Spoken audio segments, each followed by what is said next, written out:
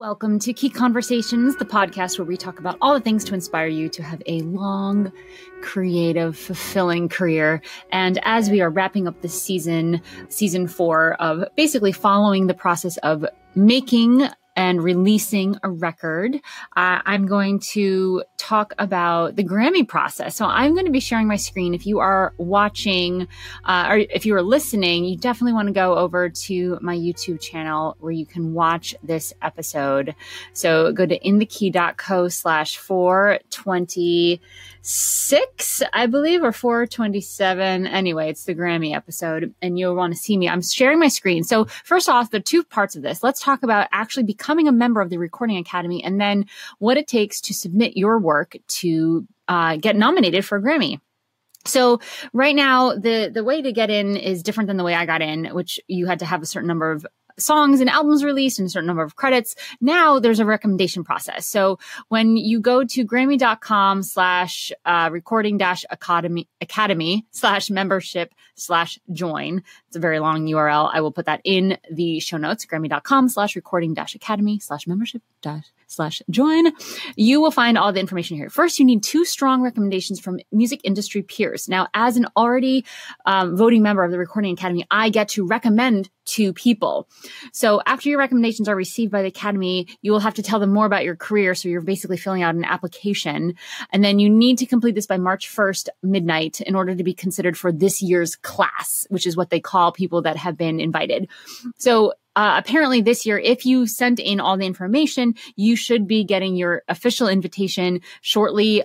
This is being recorded on at the end of June. They just said on a webinar that they should be coming out early July, and you need to accept that invitation in order to be able to vote in this year's Grammys by September 15th. So once you fill out the application after you get your 2 recommendations by March 1st, and then by July, they tell you if you are invited or not, and then you have to accept that invitation by mid-September.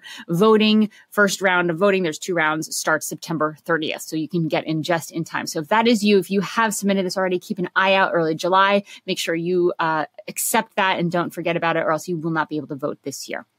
So, there you go. So if you already are a member of the Recording Academy, you are able to recommend members by clicking on the members recommend here, or you can log in, and right when you log in, you will see that you can recommend people. So cool. So now you're a voting member. I think it's like $100 or $120 a year to maintain your voting status. It's like any membership, which is totally reasonable. You get lots of resources, and they've been doing webinars, and usually there's some like meetups, and you get added to a chapter. So I live closest to New York City, so I'm in the New York chapter. So there you go. So now they have a great tons of resources, which are not the easiest to find, honestly, to submit. So if you are someone who has music that has been released in the eligible time, which is September 1st of last year to August 31st of this year. So there's a year eligibility period that goes from September 1st to September 1st, essentially. So 2019 to 2020, and this is eligibility for the 2021 Grammy Awards. So if you go to Grammy.com/Grammy/awards/rules-guidelines, this is where you find all of the rules and guidelines for submission. And most importantly, the most important dates. So like we said, March 1st was the deadline to apply for membership for the next Grammy Awards, which are the 63rd Grammy Awards. And then you have to be paid in full, obviously, in order to qualify for voting. June 1st of this year was media company registration. This is for people that own management companies, record labels, that sort of things. We're not going to worry about that. And then the first round online entry process, which they call OEP, is their process to actually get your music submitted. So this is not a nomination. Anyone can submit their music. So this is what I'm doing today. So this started a few days ago, and it goes until July 6th. This is the first round online entry process. So this is me just entering Luminary into the New Age category, making sure that it is eligible and it gets into the database so that it shows up when it is time for the first round of voting, which is September. So there are 2 rounds for online entry process. The final round begins July 15th and ends August 3rd. And then there's a little bit of time around, they give you some time to make sure that there are no errors and all that stuff. And then we've got some good old fashioned voting time. So let's talk about that. All right, I had to pause for a hot second. Now I'm back because I had a friend call and it was really important. So if my hair and the lighting is a little different, it's because it got later in the day. So here we are now, and we're talking about our actual sending in our own music to be considered for the Grammys, which we can do between now and July 6th, or the final round is July 15th to August 3rd. So you go to Grammy.com/OEP, which is online entry process. So you go to, are you a member? And if you are, that's great. You go to their online entry process. So you have to log in, and that's great that I'm logged in. And then you create a new submission, or you might have one that you've been working on, which I do have. It's the name of the artist / your title. So mine is Luminary. And then it says, are you sure you want to edit? They're so great. They make sure every time you click something that it's really, really, really what you want. So you put your package name, and it's for your album. Unless you have a craft category, which is like a very strange, different category where specific people are voting. So that's engineer, historical, album notes, package, composing, arranging, and immersive audio album. So I've done all that. They also tell you that too many entries for the same artist in the same category may split the votes. So you don't want to do that. Splitting the votes, not a thing we ever want to do. Then you have all of these rights that you have to sign away. And you say, yes, I agree to these. Next section. Then you're going to type in all the stuff. You want to go from top to bottom, left to right. Be very, very careful. Give yourself a lot of time. Don't wait till the last minute. Is it a single? A track? By the way, a track is from an album. A single is released separate from the album, or is it a video? So we're going to select album. The recording date, you're allowed to submit something that's been recorded in the past 5 years. So my recording date was August 2019. And it's a solo. You can do duo or group. And this is if the group tours together and produces stuff together versus a collaboration, which is someone featuring someone else. So I'm a solo artist here. And my artist name is Cheryl B. Engelhardt. And the album title is Luminary. And they request that even if it is a capital all caps, and that's how your branding is, that you do lowercase where it's appropriate. The album release date was February 7th. And the UPC or ISRC code, I'm going to have to go look that up, and I'll do that later. And if you are an independent record label, you can put not applicable, NA, self-released. But on the webinar I just watched with the Recording Academy, they said to write independent. Distribution. Where is the recording commercially available other than the artist? Label, website. You cannot just release your record on your website and have it eligible. So the format that they like is streaming. So you don't need to send in a CD. It needs to be released somewhere streaming. So I can say Spotify, iTunes, Amazon. You can just list one. Where is the recording commercially available? You don't need to put any comments unless you have some issues with the ISRC or anything like that. So I'm going to pause it and grab my UPC so I can continue here.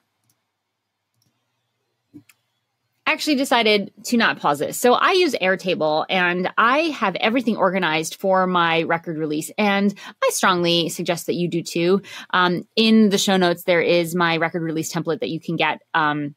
And I would strongly, strongly encourage you to get organized. So here are the names of the tracks, my ISRC codes, everything that you need to know, the BPMs. I can send this sheet to anyone that that's going to do remixes for me. I have my metadata words. I have my favorite tracks when I was trying to figure out the order, and I can easily grab all my URIs and my links right here. And I can also send this to anyone that is working with me. So here I go. I grab my UPC code, and then I go back to my submission, and they get the UPC. So the UPC is the number that's under the barcode for the album. ISRC are, those are the codes that are given to your actual individual tracks. So if you have an album that you're submitting, you really want the UPC. If you're submitting the ISRC code for one track, you should put in the comments that this is the ISRC code for one track and that it is in fact an entire album.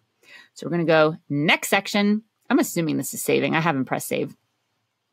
And then I am not going to submit this to Album of the Year. So this is where we need to check off where we're submitting it. I am only submitting this to New Age for the best New Age album. That is the only place. I have considered submitting it for engineering and mixing and all sorts of different things, but you cannot submit to craft. That is a separate submission. So I am done with this. New Age, best album of the year, Luminary. There we go. So here is a nice little thing. Hey, here's the stuff. It's an album. I recorded it in August 2019. It's solo, Cheryl. It's actually July. Maybe I should go back and change that. It's a little bit of both. Album title, the release date, UPC, independent, and it's the format I'm submitting is streaming, which is what they want. They prefer streaming over an actual CD. And it's the best New Age album. And here's the category description. It says this category recognizes excellent in albums of New Age recordings, which mine is. New Age music is generally ambient, exploratory, and journey-like, which is literally how I describe this record, welcoming dissonance and consonance alike, which I have. It represents a widening field in which various elements and influences from pop, artist, jazz, classical pianist, folk, I'm folky, down-tempo, ambient, astropheric, electronic, and avant-garde idioms may combine to serve the intention of wellness and introspection. Oh my God, I wrote this album to combat my own panic attacks. Hello. By merit of its historical roots, New Age music may include sacred as well as secular components, which mine does not. Secular components, not sacred. However, recordings with sacred content and intent are generally non-sectarian or universal nature. Structurally, New Age compositions emphasize texture and space, which mine does. Instrumentally, the music can contain synthesized, which mine does not, and acoustic instruments, which mine does. So mine is piano, bell, and my voice are the sources of the sound, so all acoustic, but I messed with them and reversed the audio and did all that stuff in post-production. So it feels like it's synthesized with synthesizers, but it is not. Rhythmically, the music can range from meterless, which mine does, to repetitive 4/4 beats. Mine constantly has a tempo. I made sure that they were above the resting heart rate. So these pieces of music would not put you to sleep like most meditation and New Age music does. This is meant to give you focus and, travel from one emotion that may not be wanted to one that is, like anxiety to peace. Melodically and harmonically, the composition works to serve the feel and intent. This category includes environmental recordings, which mine does not have, where the recordist would be considered the artist. So someone recording like water, for example. Seasonal and holiday recordings are not eligible in this category. So I totally fit this category here. So I know that I'm submitting to the correct category. So read your description carefully. And they do have people that are specific to each genre reviewing the genres, and you can submit to a category. And if they think that it's actually a different category, they'll move it over for you. So that's kind of good to know, but it's also very good to check. Okay, we are good. We're moving on to the next section. The instructions here.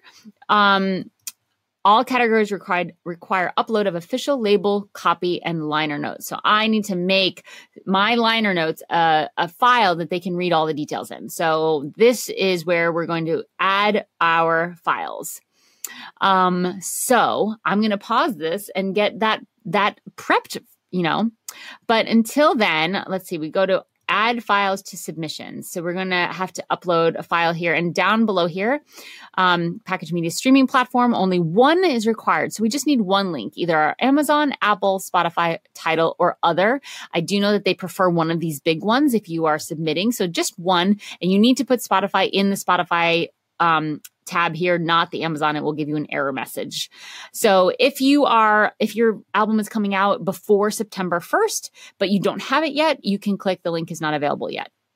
Required media here is not your album, but it's the liner notes or all the crediting. So the song titles, the publishers, producers, et cetera, et cetera. And you can give this as a PDF, Excel sheet, or Word doc. And I heard that they prefer a Word doc. So this is where we are going to assign the file that we uploaded at the top of the page, which I need to go do.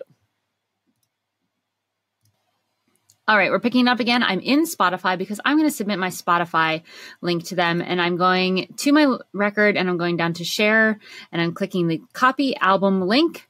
And then I'm going to quit Spotify and I'm going to come back to my submission here where they're asking for the links for the streaming platform. Only one is required. So let's give them some Spotify there. I think that should work. And then the required media. So I'm going to assign the files. I uploaded my print and my liner notes.